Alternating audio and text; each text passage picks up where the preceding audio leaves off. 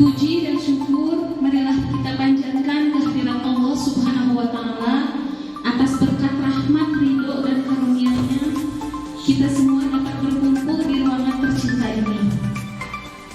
Shalawat serta salam senantiasa kita curahkan kepada junjungan kita Nabi besar Muhammad Sallallahu Alaihi Wasallam. Semoga kita mendapat syafaatnya hingga yaumil akhir. Amin ya rabbal alamin. Sebelumnya saya ucapkan banyak terima kasih kepada Bapak Kepala Sekolah yang telah memberikan dukungannya secara maksimal sehingga acara ini bisa terlaksana.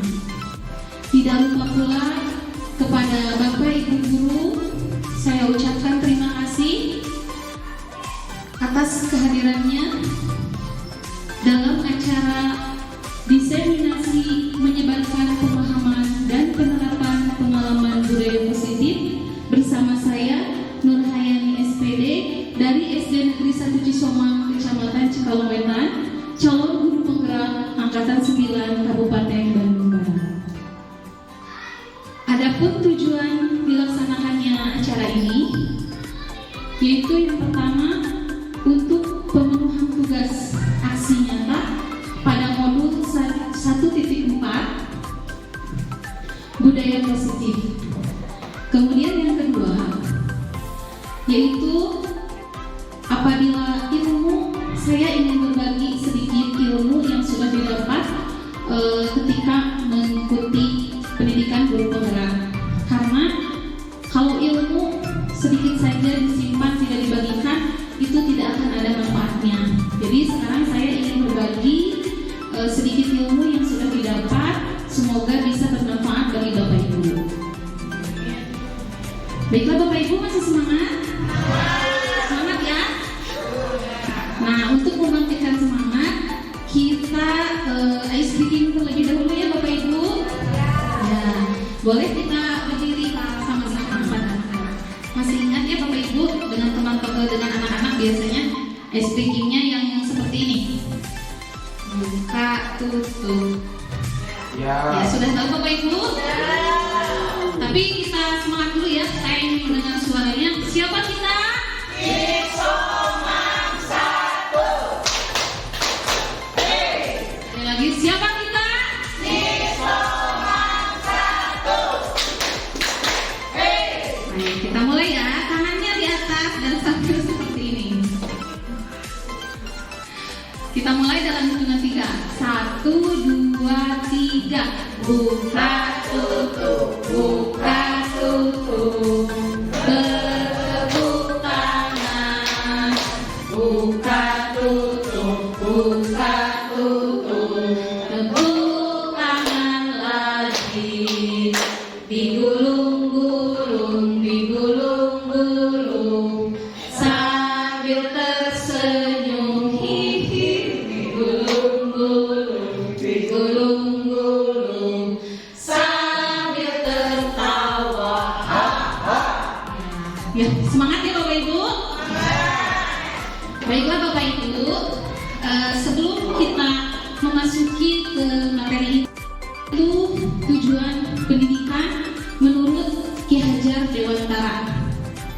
Di sini menurut Ki Hajar Dewantara, tujuan pendidikan adalah menuntun segala kodrat yang ada pada anak-anak agar mereka dapat mencapai keselamatan dan kebahagiaan yang setinggi-tingginya, baik sebagai manusia maupun sebagai anggota masyarakat. Oleh sebab itu, pendidik hanya dapat menuntun tumbuh atau hidupnya kekuatan kodrat yang ada pada anak-anak agar dapat memperbaiki lakunya, bukan dasarnya, hidup dan tumbuhnya kekuatan kodrat anak.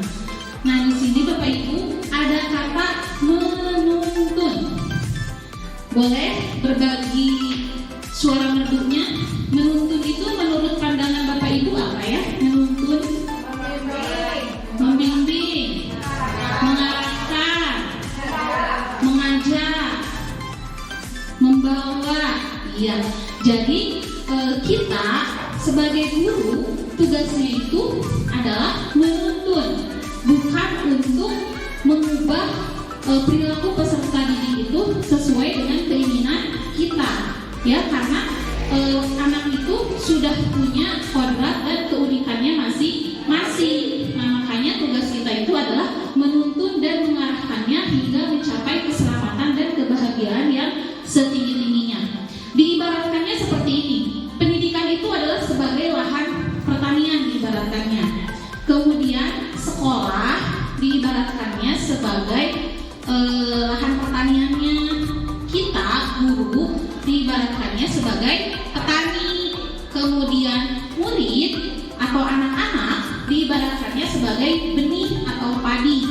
Nah, apabila dalam sebuah lahan sudah ada lahannya bagus, subur, kemudian bibitnya juga unggul, tumbuhnya bagus, kalau misalnya sama petaninya itu tidak dirawat, apakah padinya itu akan tumbuh dengan subur atau tidak?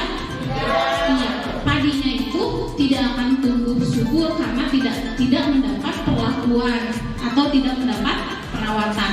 Begitu juga dengan kita terhadap murid-murid kita. Jadi kita menuntun mengarahkan peserta didik. Misalnya anak-anak ingin bercita-cita sebagai dokter. Bagaimana caranya supaya kita mengarahkan anak tersebut untuk menjadi dokter yang baik tentunya, ya. Nah, untuk mewujudkan tujuan pendidikan yang sesuai dengan Ki Hajar Dewantara, maka kita sama-sama harus menciptakan budaya positif di sekolah kita, ya. Apabila mendengar budaya positif, apa yang terlintas di pikiran Bapak Ibu? Iya, betul sekali. Terima kasih Bapak, terima kasih Ibu Neng. Budaya positif itu adalah kebiasaan yang baik. Nah, kebiasaan yang baik itu yang seperti bagaimana yang sudah kita laksanakan di sekolah kita. Pembiasaannya termasuk gerhana. Gerhana itu gerakan duha bermakna setiap hari Jumat. Kemudian ada juga Jumko, Jumat Sodako. Kemudian ada budaya literasi, ada 5S. 5S itu apa? Senyum, salam, sapa, sopan, santun. Jadi kita menerapkan kebiasaan kepada peserta didik untuk menerapkan 5S. Ada juga kan tomat, tolong, minta maaf, dan terima kasih, ya. Jadi itu adalah kebiasaan-kebiasaan yang mudah-mudahan nantinya akan menumbuhkan budaya positif di sekolah kita. Nah, ini pengertian dari budaya positif. Budaya positif di sekolah yaitu nilai dan kebiasaan di sekolah yang berpihak pada murid agar mereka dapat berkembang menjadi pribadi yang kritis, penuh hormat, dan bertanggung jawab sesuai dengan profil pelajar Pancasila. Seperti yang sudah disebutkan sebelumnya tadi, pembiasaan-pembiasaan yang dilakukan kita bersama murid-murid kita di sekolah ini semoga bisa menumbuhkan jadi murid yang berkarakter profil pelajar Pancasila. Masih semangat ya? Nah, di sini Bapak Ibu ada 8 materi yang akan dibahas. Konsep inti budaya positif. Yang pertama, perubahan paradigma belajar. Yang kedua, disiplin positif. Yang ketiga, nilai kebajikan. Yang keempat, kebutuhan dasar manusia. Yang kelima, motivasi perilaku manusia. Yang keempat, posisi kontrol guru. Yang ketujuh, keyakinan kelas. Dan yang kedelapan itu segitiga restitusi. Nah, untuk bahasan yang pertama, pembelajaran dengan paradigma baru. Apabila biasanya kita sering mendengar ada yang disebut dengan sekarang itu pembelajaran yang berpihak pada guru, pembelajaran yang berpihak pada murid. Nah, pembelajaran mana yang sudah kita terapkan di sekolah kita ini? Pembelajaran yang berpusat kita sekarang melaksanakannya pembelajaran yang berpusat pada ya, kalau dulu ya kita itu melaksanakannya pembelajaran yang berpusat pada guru, di mana guru itu adalah sebagai pemegang kendali, guru yang memegang proses pembelajaran. Jadi ngajar teh kumaha guru, materinya diberikan kepada guru. Nah, kemudian kalau sekarang itu adalah pembelajaran yang berpusat pada anak atau murid, di mana anak itu yang memegang kendali, ya, yang memegang kendali. Kemudian guru itu hanya bertugas sebagai fasilitator atau sebagai among yang mengarahkan murid tersebut, ya. Seperti tadi kan yang dibahas sebelumnya, ada pembelajaran berdiferensiasi, belajarnya sesuai dengan kebutuhan anak. Nah, di sini pembelajaran dengan paradigma baru merupakan pembelajaran yang dirancang berdasarkan prinsip pembelajaran berdiferensiasi, sehingga para murid belajar sesuai kebutuhannya berdasarkan tahap perkembangan sesuai teori psikologi modern untuk mewujudkan profil pelajar Pancasila. Profil pelajar Pancasila bagi kita sekarang sudah tidak asing lagi ya. Sudah kita terapkan profil pelajar Pancasila itu disisipkan karakter-karakternya di setiap pembelajaran, ya. Ada 6 dimensi profil pelajar Pancasila. Yang pertama yaitu beriman dan bertakwa kepada Tuhan yang Maha Esa dan berakhlak mulia. Nah, beriman di sini berarti kita juga di sekolah seperti tadi kan melaksanakan kegiatan gerhana. Nah, berarti itu kan untuk meningkatkan keimanan dan ketakwaan. Kemudian berakhlak mulia dengan menerapkan budaya 5S, pembiasaan-kebiasaan. Kemudian di kelas itu melaksanakan kegiatan berdoa sebelum belajar, pembacaan juz amma, asmaul husna, itu bisa meningkatkan karakter akhlak mulia. Karena yang paling utama itu untuk murid itu adalah karakternya dulu, akhlaknya dulu, adabnya dulu, adab dulu sebelum ilmu, ya. Kemudian yang kedua, berkebinekaan global. Apalagi negara kita ini kaya akan kebudayaan. Jadi kita itu saling menghargai dan saling menghormati antar kebudayaan daerah. Yang ketiga, gotong royong. Gotong royong di sini identiknya bukan hanya dengan kebersihan saja. Gotong royong membersihkan kelas, tapi di sini gotong royongnya itu untuk kerjasama, berkolaborasi juga dalam pembelajaran. Kemudian yang selanjutnya itu kreatif. Ada bernalar kritis. Bernalar kritis itu sama dengan berpikir kritis. Dan yang terakhir itu ada mandiri, ya. Untuk selanjutnya, di sini ada miskonsepsi tentang teori kontrol. Apabila kita mendengar kata mis, itu biasanya identiknya dengan apa, Bapak Ibu? Kesalahan. Kan ada miskomunikasi, ada misunderstanding, berarti itu sebuah kesalahpahaman. Nah, di sini ada miskonsepsinya, ilusi guru mengontrol murid. Nah, sebetulnya guru itu tidak bisa mengontrol murid, karena yang bisa mengontrol murid itu adalah dirinya sendiri. Seperti contohnya, misalnya seorang anak melakukan kesalahan, kemudian besoknya anak itu berubah.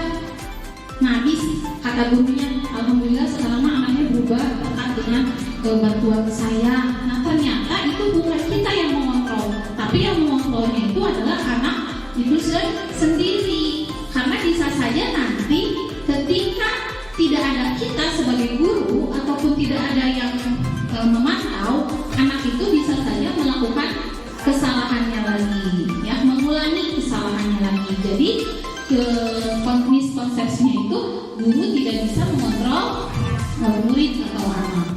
Kemudian yang kedua, ilusi bahwa semua penguatan positif itu efektif dan bermanfaat.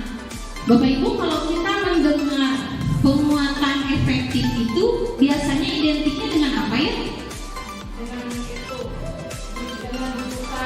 dengan bujukan, pujian, reward, rayuan ya biasanya. Nah kita di sini misalnya kalau anak dengan diberikan bujukan, dengan diberikan rayuan, apalagi reward atau hadiah, itu bisa bermanfaat katanya. Tapi ini sebetulnya tidak efektif, bersifat sementara. Contohnya seperti ini, misalnya kalau di dalam sebuah kelas, kemudian untuk memotivasi anak agar mau mengerjakan ke depan kelas itu, kita memberi hadiah. Yang ke depan diberikan band-band sama ibu atau dikasih uang. Nah, berarti itu kan tidak dari motivasi dirinya sendiri, karena anak itu maju karena ingin mendapatkan apa? Ingin mendapatkan hadiah, ya. Terus penghargaan atau reward sama itu juga. Kalau misalnya di kita suka menerapkan, masih suka menerapkan ranking ya. Nah, ranking memang itu motivasinya motivasi apa? Positif misalnya, tapi tetap saja itu adalah penghargaan yang menghukum. Karena misalnya kalau dengan mendapatkan ranking, si A-nya itu mendapat ranking, yang perasaan si B-nya akan bagaimana? Kecewa, ya, akan merasa iri, timbulnya seperti itu. Maka ilusi bahwa penguatan positif itu efektif dan bermanfaat itu adalah sebuah miskonsepsi. Kemudian yang selanjutnya, ilusi bahwa kritik dan membuat rasa bersalah mampu menguatkan karakter. Ketika anak kita melakukan kesalahan, terus dengan kita itu ditegur, apalagi langsung di depan anak-anak yang lain, itu bukan menguatkan karakter anak, tapi malah membuat anak kita itu semakin kena mental. Kalau misalnya kata bahasa itu kena mental, apalagi dengan memberikan bentakan-bentakan. Nah itu bukan menguatkan, tapi malah membuat anak itu semakin terpuruk atau semakin down, ya. Nah yang terakhir, ilusi bahwa orang dewasa itu berhak mengasah. Kita ini sebagai guru adalah orang dewasa di sekolah, ya. Nah di sini murid tidak bisa dipaksa oleh kita untuk melakukan sesuatu, atau misalnya kita juga tidak bisa dipaksa oleh orang lain. Karena kita misalnya datang pagi-pagi ke sekolah itu atas dasar keinginan kita sendiri atau karena takut oleh bapak kepala sekolah. Kebanyakannya takut, karena takut ditegur. Nah berarti kan itu tidak timbul dari diri sendiri, tapi makanya berarti itu karena takutnya oleh orang lain. Nah nanti kita itu harus bisa mewujudkan motivasinya itu dari diri sendiri. Nah di sini kita harus mengubah paradigma stimulus respon ke pendekatan teori kontrol. Realitas kebutuhan kita sama, itu menurut stimulus respon. Kalau menurut teori kontrol, realitas dan kebutuhan kita berbeda. Kalau dilihat, tadi sudah dibahas bahwa kebutuhan anak itu adalah berbeda-beda, tidak bisa disamakan. Kita itu harus mengajar sesuai dengan kebutuhan anak-anak. Karena anak itu ada yang sukanya mendengarkan, ada yang sukanya menonton, ada yang suka juga sambil bermain atau misalnya bergerak keluar. Kemudian stimulus respon, semua orang melihat hal yang sama.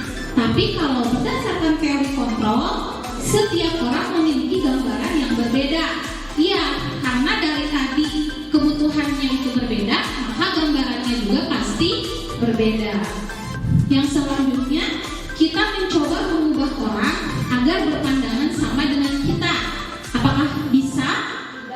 Ya, kita tidak bisa mengubah orang lain untuk berpandangan sama dengan pandangan dengan kita. Tapi kalau berdasarkan teori kontrol, kita yang harusnya berusaha memahami pandangan orang lain tentang dunia. Bukan kita yang ingin dipahami oleh orang lain, tapi berubah ke teori kontrol. Kita harus memahami pandangan orang lain tentang dunia. Kemudian perilaku buruk dilihat sebagai suatu kesalahan. melanggar peraturan, kesalahan, langsung. Padahal itu belum tentu. Kita lihat dulu anak melakukan kesalahan itu alasannya bagaimana. Jangan langsung dijudge anak itu selalu salah, buruk perilakunya. Nah, kalau berdasarkan teori kontrol, semua perilaku memiliki tujuan. Setiap yang kita lakukan atau setiap yang anak lakukan itu bukan sebuah kesalahan, tapi anak juga memiliki tujuannya. Nanti akan dibahas di materi yang selanjutnya. Kemudian orang lain bisa mengontrol saya. Kata si orang itu teh, ayo, kata anak teh, ayo pergi. Padahal bukan orang lain yang mengontrol, tapi hanya diri kita yang bisa mengontrol. Ya, kita itu tidak bisa dikontrol oleh orang lain. Contohnya, kalau misalnya mengepalkan tangan, ini tangan saya dikepalkan, walaupun dipaksa sama Pak Dimas ini suruh dibuka, walaupun sama Pak Dimas dikasih uang 1 juta, saya tidak akan mau. Kalau tidak mau ini kan, tidak akan mau membukanya karena kurang 1 juta mah. Nah, tapi kalau dalam keinginan kita ingin dibuka, sama dia terus dibujuk Pak Dimas, apalagi misalnya ngomong dipaksa, tapi kita tidak ingin membukanya, maka ini akan terbuka tidak? Tidak, karena yang mengontrol diri kita itu adalah diri kita sendiri, ya. Kita tidak bisa mengontrol orang lain, sebaliknya orang lain juga tidak bisa dikontrol oleh kita. Kemudian yang selanjutnya, pemaksaan ada pada saat bujukan gagal. Suka memaksa ke anak? Ya, anak misalnya sebetulnya anak berpotensi katanya. Budak teh pintar, tapi budak teh punya PC di arah teh. Sok dipaksa? Nah, itu padahal sebuah kebenaran atau kesalahan? Iya, jadi kita itu tidak boleh memaksakan keinginan anak. Biarkan anak itu berkreasi sesuai keinginannya. Tapi kita harus mengarahkan, lebih arahkan. Apa misalnya gemeda kreasi ayeuna mah cenah kahoyongna tidak bisa, ya. Harus di koridornya, harus di jalurnya, ya, karena tugas kita itu mengarahkan dan membimbing. Nah, makanya di sini ada berdasarkan prinsip teori kontrol, kolaborasi dan konsensus menciptakan pilihan-pilihan baru. Kolaborasi itu kan kerjasama, ya. Jadi kalau misalnya anak melakukan kesalahan, kita tidak langsung menghukum anak, ajak dulu ngobrol, ya, ditanya dulu, nanti akan dibahas. Nah, yang terakhir di sini model berpikir menang kalah itu berdasarkan stimulus respon. Jadi guru yang selalu benar dan murid yang selalu salah ketika misalnya anak melakukan kesalahan. Saya tahu budaknya udah mencarek kayak tadi teh kita kekuri wae jadi we cilaka. Nah, berarti kan kita tuh merasa kita yang selalu benar, murid yang salah. Tapi di sini di teori kontrol itu model berpikirnya menang-menang, ya. Jadi bukan mencari siapa yang salah, tapi mencari solusi dari permasalahannya. Anak melakukan kesalahan, kita tanyakan apa alasannya dulu, distabilkan dulu, ya. Selanjutnya, kalau kita mendengar kata disiplin, biasanya identiknya dengan apa? Peraturan, hukuman, paksaan. Biasanya identiknya seperti itu. Nah, disiplin ini berasal dari kata disiplina, yang artinya belajar. Nah, disiplin mengacu pada disiplin diri yang memiliki tanggung jawab terhadap apa yang dilakukannya berdasarkan nilai-nilai yang diyakini. Kemudian, disiplin positif merupakan salah satu cara penerapan disiplin yang bertujuan untuk menumbuhkan kesadaran serta memberdayakan murid tanpa imbalan, penghargaan atau reward, ancaman atau hukuman. Jadi disiplin di sini muncul karena adanya motivasi dari diri sendiri, bukan karena takut akan hukuman, ancaman, ataupun karena ingin mendapatkan pujian atau penghargaan dari orang lain. Nah, misalnya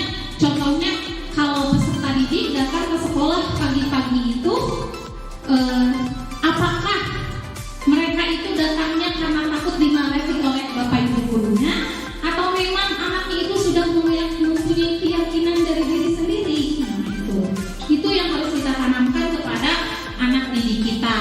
Nah, makanya sebagai pendidik, tujuan kita adalah menciptakan murid yang memiliki disiplin diri sehingga mereka berperilaku pada nilai-nilai kebajikan universal dan memiliki motivasi intrinsik dalam perubahan perilaku ke arah yang lebih baik. Ya, dan nanti ada nilai-nilai kebajikan universal yang akan kita bahas pada keyakinan kelas. Kebajikan. Nilai-nilai kebajikan itu adalah nilai yang disepakati bersama, lepas dari suku bangsa, agama, bahasa, maupun latar belakangnya. Atau lebih mudahnya, nilai-nilai kebajikan itu adalah nilai-nilai yang baik. Di sini saya mengambil 3 contoh nilai kebajikan suatu institusi atau organisasi. Yang pertama, profil pelajar Pancasila. Sudah tidak asing lagi kan? Profil pelajar Pancasila. Salah satu nilai profil pelajar Pancasila ini adalah nilai yang kita kembangkan atau kita terapkan di sekolah kita. Tujuannya untuk menciptakan peserta didik yang berprofil pelajar Pancasila. Kemudian yang kedua itu ada IPO Primary Years Program. Ada toleransi, rasa hormat, integritas, mandiri, menghargai, antusias, empati, keingintahuan, kreativitas, kerjasama, percaya diri, dan komitmen. Nah, yang terakhir ada keterampilan hidup atau skill. Ada dapat dipercaya, lurus hati, pendengar yang aktif, tidak merendahkan orang lain, dan memberikan yang terbaik dari diri. Nah, yang kita ambil di sekolah kita itu yaitu profil pelajar Pancasila. Semua nilai itu baik. Nah, yang selanjutnya kebutuhan dasar manusia. Kita sebagai manusia makhluk yang paling sempurna yang diciptakan oleh Allah, tentunya mempunyai kebutuhan. Kebutuhan apa saja yang kita perlukan? Kebutuhan hidup. Ya, kebutuhan hidup. Kesehatan, makanan, tempat tinggal, pakaian, kasih sayang, betul. Perlu ya, karena perlu kasih sayang. Perlu. Iya, itu kebutuhan manusia. Nah, peserta didik juga sama ya, mempunyai kebutuhan di mana nanti apabila kebutuhannya itu tidak terpenuhi, maka akan ada penyimpangan. Nah, kita lihat di sini, kebutuhan dasar manusia adalah segala sesuatu yang kita lakukan untuk mendapatkan apa yang kita inginkan. Seluruh tindakan yang kita lakukan memiliki tujuan tertentu, dan semua usaha terbaik yang kita lakukan adalah dalam rangka agar kebutuhan dasar kita terpenuhi dengan baik. Iya, yang namanya kebutuhan berarti untuk memenuhi kebutuhan kita. Sini ada 5 kebutuhan dasar manusia. Jadi 5 kebutuhan dasar ini harus terpenuhi oleh anak didik kita. Seperti tadi yang sudah dikatakan, kalau misalnya salah satu saja kebutuhannya itu tidak terpenuhi, maka akan ada penyimpangan atau anak akan melanggar peraturan. Nah, di sini yang pertama itu kebutuhan bertahan hidup. Seperti tadi yang sudah dijelaskan, yang sudah disebutkan, ada makanan, pakaian, tempat tinggal, keamanan, kesehatan. Apabila di kelas sedang mengajar, pernah kita melihat anak yang lemes? Pernah? Langsung, apakah kita suka menanya kepada anak itu? Bagaimana menanyanya? Alhamdulillah. Kenapa kamu lemes banget? Iya, iya. Jadi kita tanya kalau misalnya anak di kelas, kenapa kamu lemes? Nah, berarti belum sarapan. Nah, berarti ada kebutuhan yang belum terpenuhi, yaitu karena membutuhkan makanan atau sarapan. Kemudian yang kedua ada kasih sayang dan rasa diterima. Nah, di sini ada rasa diterima, dipedulikan, berbagi, kerjasama, menjadi bagian dalam kelompok. Kalau kasih sayang seperti bagaimana yang ingin didapatkan oleh anak? Contohnya, merasa diperhatikan. Anak sekecil apapun yang anak ucapkan, kita harus merespon. Sama aja kayak itu penting, udah ngomong gitu lagi satunya. Nah, itu harus kita tanggapi. Berarti anak itu merasa disayang, merasa diterima. Misalnya, Bu, aku tadi kan suka ada yang kayak gitu, apalagi yang kelas 1 mah ya, lihat anaknya suka ledean gitu. Yang kelas 6 suka Bu, nah suka gitu kan. Kalau itu berarti kan itu membutuhkan kasih sayang dan rasa diterima. Ayah anak langsung caper kan ke depan atau bagaimana. Nah, kita perhatikan anak tersebut. Atau Ibu, aku ini beli jepit rambut baru dari pasar. Nah, berarti oh iya bagus. Nah, berarti anak itu akan merasa disayang, diperhatikan. Nah, yang ketiga, penguasaan. Penguasaan di sini harga diri, keinginan untuk dianggap, memimpin, berprestasi, diakui dan didengar. Ada anak yang misalnya di kelas mate karena dia mendapatkan nilai yang tinggi, nilainya 100, mengejeklah ke teman yang nilainya rendah. Nah, itu si anak udah berkuasa karena dia mempunyai kemampuan yang lebih, hingga akhirnya teman yang nilainya kecil merasa ciut gitunya, ada estimate karena itu. Nah, itu penguasaan, tapi dia bangga gitu, karena udah mendapatkan nilai bagus. Nah, kemudian kebebasan itu freedom, mandiri, memiliki pilihan, mencoba hal baru, mampu mengendalikan arah dirinya. Kita memberikan kebebasan, contohnya adalah pembelajaran kepada anak-anak. Tidak boleh sesuai dengan keinginan kita. Belajar di kelas itu misalnya posisi bangkunya juga berubah-ubah. Silakan sesuai dengan keinginan anak. Tidak harus berderet, atau belajar juga tidak harus di kelas, tidak harus di bangku. Bisa anak kan suka di bawah. Silakan ya di luar, boleh saja. Silakan anak sesuai keinginannya, mandiri, tapi ingat harus dipantau oleh kita dan dituntun, diarahkan. Kemudian yang terakhir, kesenangan. Anak itu senangnya bermain. Kita selalu berikan kesempatan kepada anak-anak untuk bermain, karena sesungguhnya kodrat anak itu adalah bermain. Anaknya itu senang bermain, main humor, kemudian antusiasme, tertawa. Paling suka anak mah kalau belajar di kelas itu menyenangkan. Kita ciptakan suasana yang menyenangkan, bermain, ya belajar sambil bermain ya. Jadi supaya tidak membosankan. Nah, yang selanjutnya, motivasi perilaku manusia. Motivasi perilaku manusia itu ada dua. Yang pertama, motivasi ekstrinsik, itu karena ada motivasinya, pengaruhnya dari luar. Yang kedua, ada motivasi intrinsik, pengaruh dari dalam. Nah, kalau motivasi ekstrinsik itu untuk menghindari ketidaknyamanan atau hukuman. Seperti tadi, misalnya kita anak datang ke sekolah itu karena takut dimarahi oleh bapak ibu guru. Nah, berarti itu adalah motivasi ekstrinsik karena menghindari hukuman atau ketidaknyamanan. Kemudian datang ke sekolah pagi-pagi karena ingin dipuji oleh bapak ibu guru, supaya kan budak yang pujinya yang ketinggal gitu.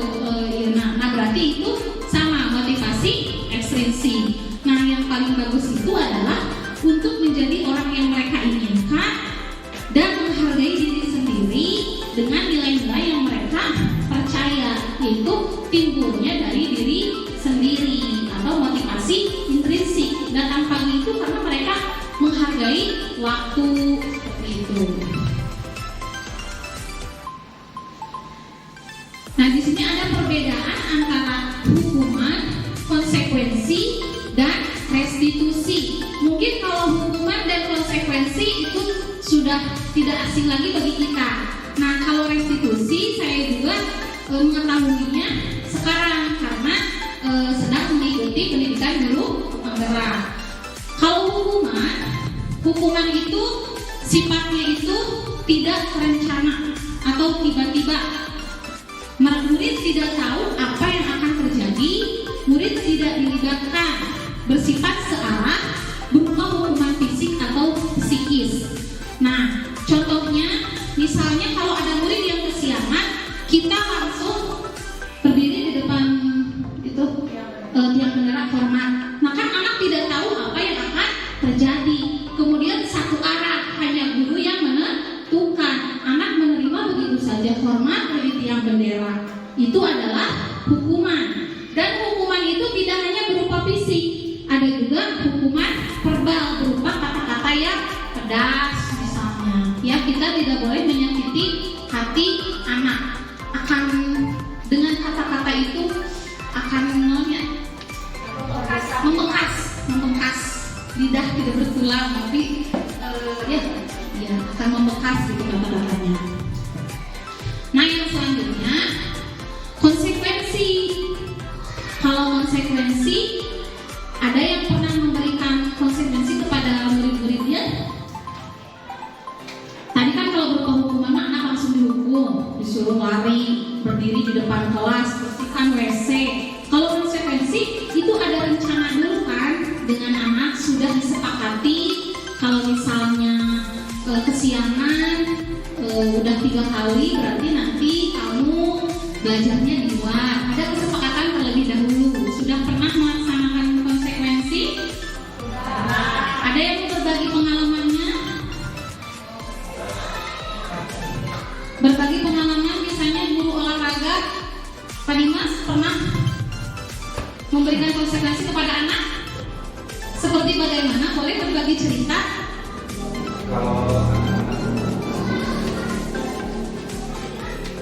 Kalau anak-anak tersebut tidak tidak bercanda, nanti anak tersebut sama bapak diajak main futsal. Contohnya seperti itu. Oh, jadi anak senang ya? Senang.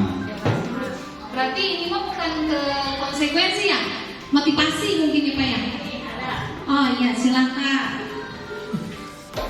Masih atas waktunya.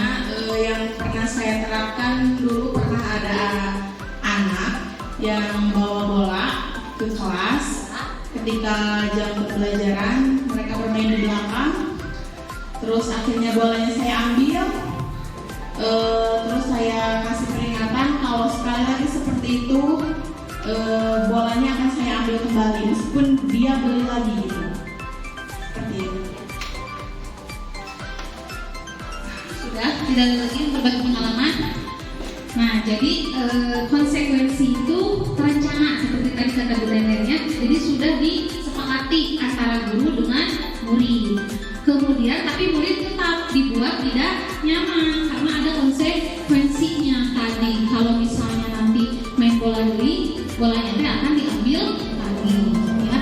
Kemudian sikap guru selalu memonitor murid. Nah, kalau yang terakhir, ini yang paling ideal yang harus saya ketahui juga, itu adalah restitusi. Restitusi itu proses menciptakan kondisi bagi murid untuk memperbaiki kesalahannya, kemudian proses kolaboratif yang mengajarkan murid untuk mencari solusi sendiri. Jadi ketika si anak mempunyai masalah atau si anak melakukan kesalahan, kita menciptakan kondisi untuk memperbaiki kesalahan murid tersebut, bukan untuk mencari siapa yang salah. Kemudian kita ajak berkolaborasi, ajak berdiskusi untuk membicarakan permasalahannya itu, dan masalah solusinya itu didapatkan dari anak itu sendiri. Jadi anak yang misalnya melakukan kesalahan datang terlambat, kita tidak langsung menghukumnya atau memberikan konsekuensi, tapi kita ajak dialog dulu, ajak diskusi dulu. Contohnya apa alasan anak itu terlambat.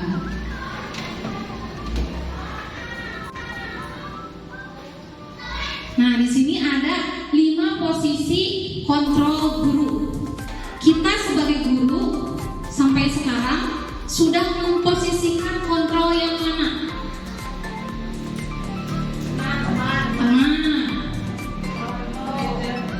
Pemantau, manajer, semuanya sudah pernah kita lakukan?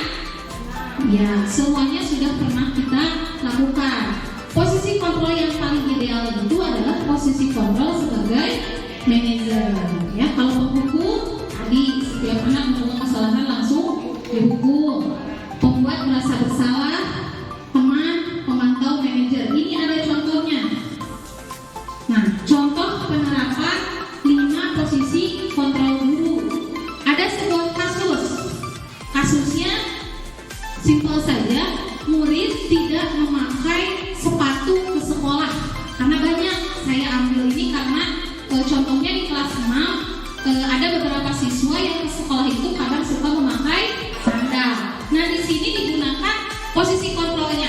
Kalau sebagai penghukum langsung menghukum, hormat pada bendera 1 jam. Nah, itu adalah penghukum. Kemudian kalau pembuat merasa bersalah, berapa kali Bapak Ibu bilang harus memberitahu kamu selalu saja mengecewakan ibu bapak. Itu sebagai pembuat, jadi anaknya disalahkan. Nanti kamunya salah, tapi tersinggung tidak anaknya? Tersinggung.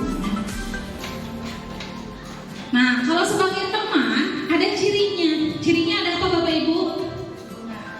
Ada kata ayo. Terus bahasanya juga tidak apa ya?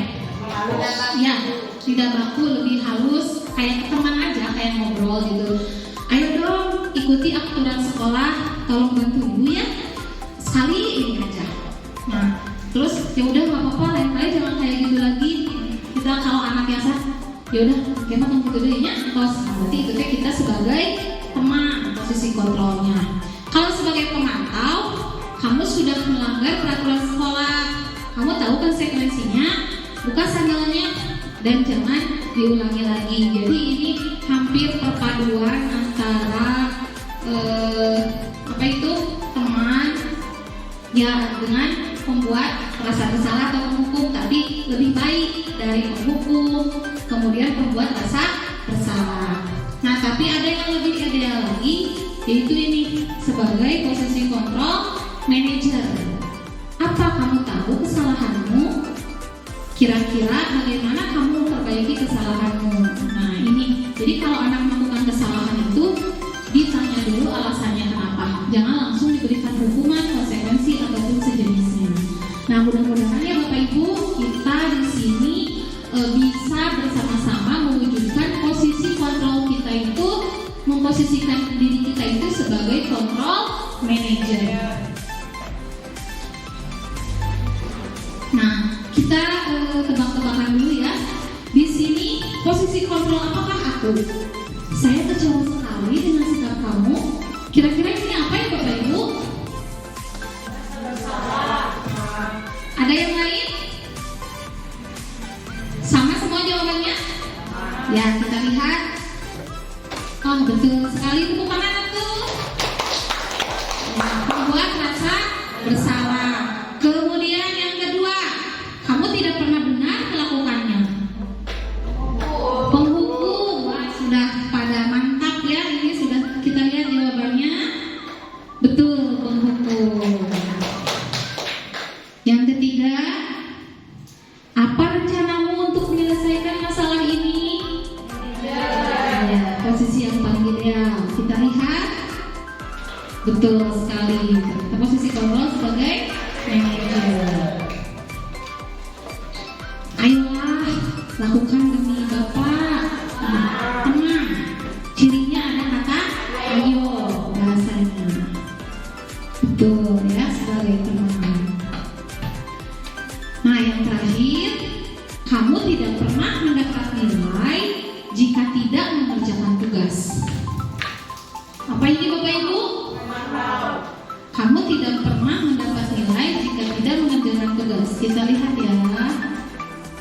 Iya, ini adalah sebagai pemantau. Ya, terima kasih Bapak Ibu, masih semangat. Nah, sekarang 2 materi lagi Bapak Ibu, semangat ya. kelas. Nah, kalau kita mendengar keyakinan kelas, di sini saya tidak akan membahas keyakinan kelas itu bagaimana atau apa. Nah, di sini saya ingin bertanya, mengapa keyakinan kelas? Mengapa bukan peraturan kelas? Mohon di sini untuk memberikan suara merdunya, silakan. Bapak Ibu, siapa yang berkenan memberikan suara merdunya atau curahannya? Ya, silakan Ibu Neng yang cantik. Terima kasih atas waktunya. Saya akan maaf, Pak semangat. Saya akan mencoba menjawab mengapa keyakinan kelas dan bukan peraturan kelas. Menurut saya, peraturan kelas itu adalah peraturan yang dilaksanakan atau dibuat secara satu pihak. Biasanya itu yang membuat hanya gurunya saja tanpa diketahui oleh muridnya. Misalnya, peraturan untuk di kelas 5 misalkan tidak boleh membawa handphone, tidak boleh makan dan minum pada saat jam pelajaran. Misalkan itu peraturan kelas. Tanpa melihat apakah si muridnya itu setuju atau tidak, pokoknya harus setuju. Itu peraturan. Sedangkan keyakinan kelas itu merupakan peraturan kelas yang sudah lebih diyakini oleh anggota yang ada di kelas itu. Jadi kalau keyakinan kelas itu, mereka baik gurunya ataupun muridnya sudah menyepakati keyakinan kelas tersebut dan sudah meyakini, sehingga si murid tidak akan merasa terbebani karena sudah diyakini oleh mereka sendiri. Mungkin itu jawabannya. Terima kasih. Baik, terima kasih Bu Neng, sangat luar biasa sekali. Kasih tepuk semangat buat Bu Neng.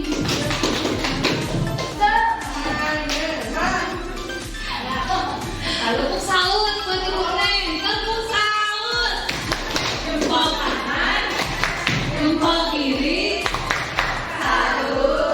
Salutnya sama Bu Neng. Betul sekali apa yang sudah dikemukakan oleh Bu Neng, bahwa peraturan itu hanya satu pihak, misalnya sekolah yang mengeluarkan. Tapi kalau keyakinan itu dibuatnya asalnya dari kesepakatan kelas dulu bersama guru dan murid, lalu dibentuklah keyakinan kelas. Nah, diibaratkannya seperti ini. Kalau misalnya kita mengendarai kendaraan motor, biasanya Kak Dimas kalau misalnya naik motor suka pakai apa? Pakai apa? Kenapa pakai jaket? Pakai helm. Iya, kalau yang lebih idealnya pakai motor, naik motor itu pakai apa? Pakai helm. Biasanya kalau pakai helm tujuannya buat apa? Takut celaka. Kalau jalan dekat, iya saya bertanya kalau Pak Dimas pergi ke Cimahi. Nah, kalau ke Cimahi nih, nah berarti kan itu pakai helm jauh. Pak Dimas kalau pakai helm tujuannya bagaimana? Selamat dunia dan akhirat. Alhamdulillah, biar selamat dunia dan akhirat. Alhamdulillah, biasanya kadang kalau pakai helm itu karena takut apa? Dirazia oleh polisi. Ya, alhamdulillah kalau takut celaka berarti alhamdulillah sudah timbul motivasi intrinsik dari diri Pak Dimas. Soalnya kadang kalau misalnya naik motornya itu karena takut pakai helmnya itu karena takut dirazia oleh Pak Polisi, berarti itu motivasinya ekstrinsik. Nah makanya kalau misalnya tadi Pak Dimas takut celaka, berarti itu kan untuk keselamatan. Timbullah keyakinan dari diri Pak Dimas untuk memakai helm itu karena untuk keselamatan. Nah sama halnya sekarang itu dengan membentuk keyakinan kelas juga itu supaya anak itu yakin, percaya ya, untuk motivasi dari dirinya sendiri, timbul dari motivasi dirinya sendiri, tidak ada paksaan dari orang lain ya. Dan keyakinan kelas itu dibentuknya secara bersama-sama. Nah, di sini ada contoh yang sudah saya praktikkan beberapa hari sebelumnya. Ini pembentukan keyakinan kelas. Pembentukan keyakinan kelas. Keyakinan kelas itu bersifat abstrak. Jadi kalau misalnya peraturan kelasnya tidak boleh membuang sampah sembarangan. Tapi keyakinan kelasnya berupa pernyataan dari perusahaan yang baik. Misalnya menjaga kebersihan. Nah di situ diambillah nilai kebajikannya, keyakinannya diambil dengan menjaga kebersihan itu berarti anak itu melaksanakan tanggung jawab. Nah berarti itu nilai keyakinan kelasnya, tanggung jawab. Kemudian tidak boleh membawa handphone. Nah berarti kan kalau itu sudah komitmen diganti, karena kadang handphone itu kan sekarang di era digital sekarang anak-anak juga memerlukan alat komunikasi untuk pembelajaran ke sekolah. Jadi digunakannya seperlunya, menggunakan handphone dengan bijak. Nah nilai kebajikannya itu diambilnya berkomitmen. Contohnya seperti itu. Nah di sini dibuat pernyataan yang positif tadi kan, dihindari kata jangan, kata tidak. Misalnya tidak boleh lari-lari. Padahal kalimat pernyataan yang positifnya berjalan dengan pelan-pelan. Gitu, seperti itu ya. Kemudian dibuatnya itu keyakinan kelas itu sesuai dengan kondisi kelas dan kelas atau sekolah, sehingga mudah diterapkan, disesuaikan dengan keadaan kelas kita ya, yang sudah dibuat. Nah yang terakhir, kalau peraturan kan tadi kata Bu Neng juga dibuatnya oleh satu pihak. Kalau keyakinan kelas itu semua warga sekolah atau kelas dilibatkan dalam pembuatan keyakinan kelas. Kalau misalnya membuat keyakinan di kelas itu berarti antara guru dengan murid. Nah, untuk yang terakhir Bapak Ibu, yang terakhir semangat ya. Yang terakhir itu adalah segitiga restitusi. Sebelumnya tadi sudah dibahas restitusi. Nah, kalau ini segitiga restitusi adalah suatu proses dialog yang dijalankan oleh guru agar dapat menghasilkan murid yang mandiri dan bertanggung jawab. Jadi tadi kalau anak melakukan kesalahan itu tidak langsung diberikan hukuman atau konsekuensi, tapi kita melakukan dialog dan percakapan bermakna bersama anak-anak hingga nanti timbullah keyakinan kepada anak itu untuk memperbaiki kesalahannya. Nah di sini ada 3 tahapan.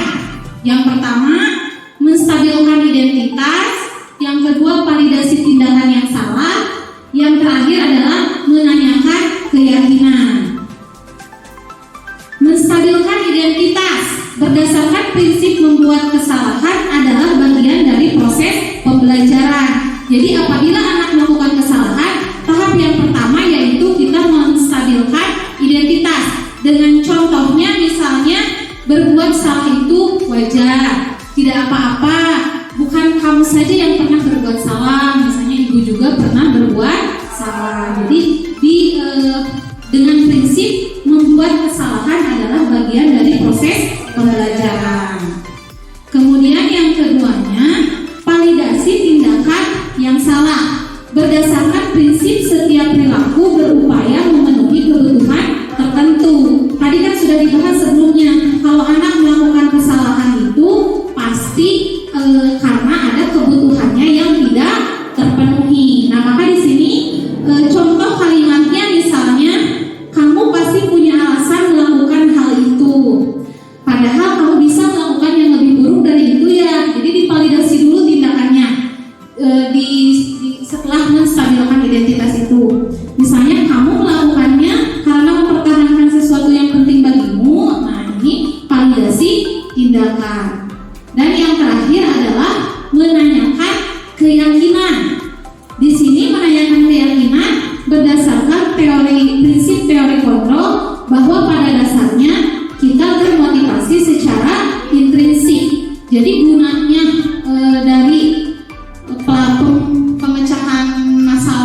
penyelesaian masalah menggunakan tahapan segitiga restitusi ini adalah untuk memunculkan motivasi intrinsik pada anak didik kita.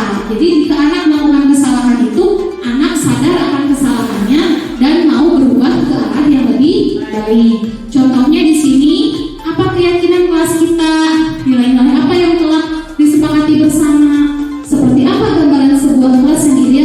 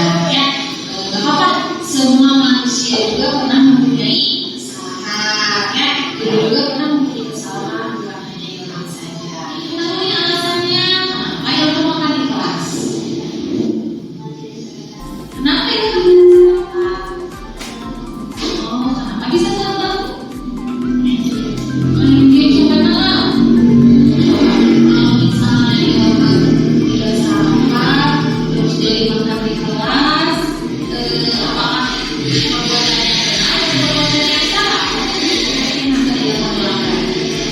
Yang tidak makan di kelas, karena sudah jadi kesepakatannya tidak makan di kelas. Nah, bagaimana coba cara untuk memperbaiki kesalahan ini?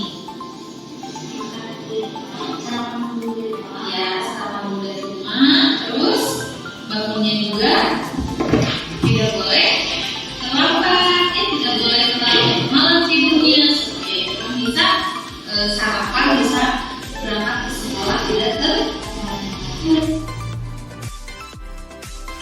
Nah, sampailah kepada yang terakhir.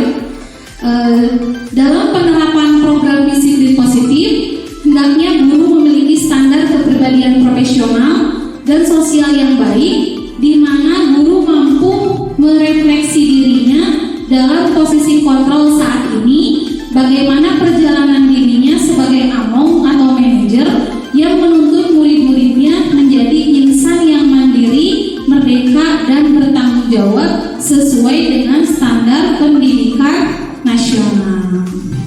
Terima kasih Bapak Ibu atas perhatiannya. Mungkin itu yang disampaikan oleh saya. Mohon maaf apabila ada kekurangan. Billahi taufiq wal hidayah. Wassalamualaikum warahmatullahi wabarakatuh.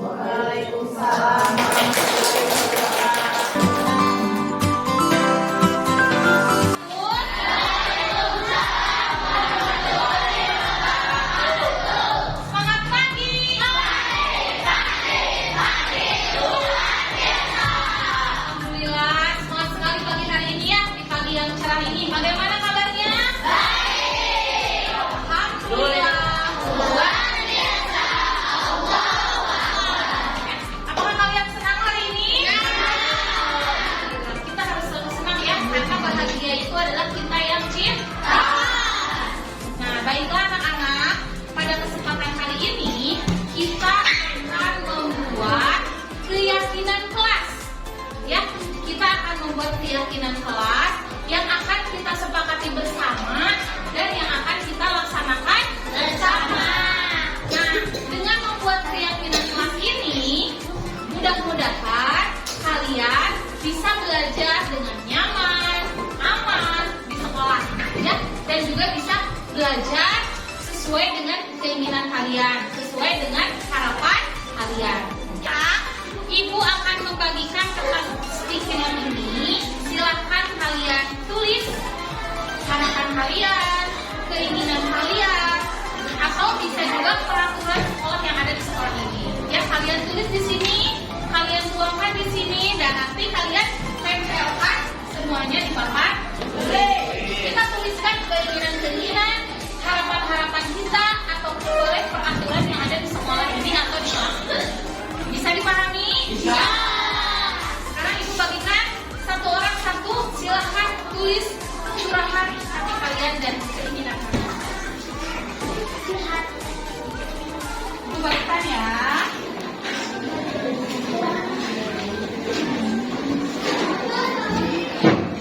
Satu orang satu ya.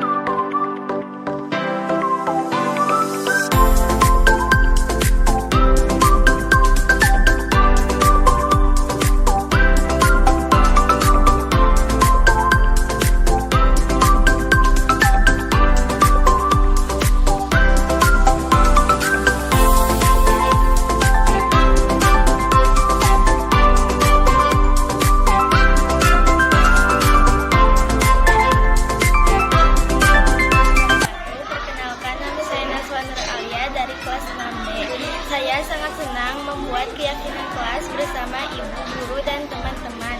Keyakinan kelas sangat penting karena bisa menumbuhkan dalam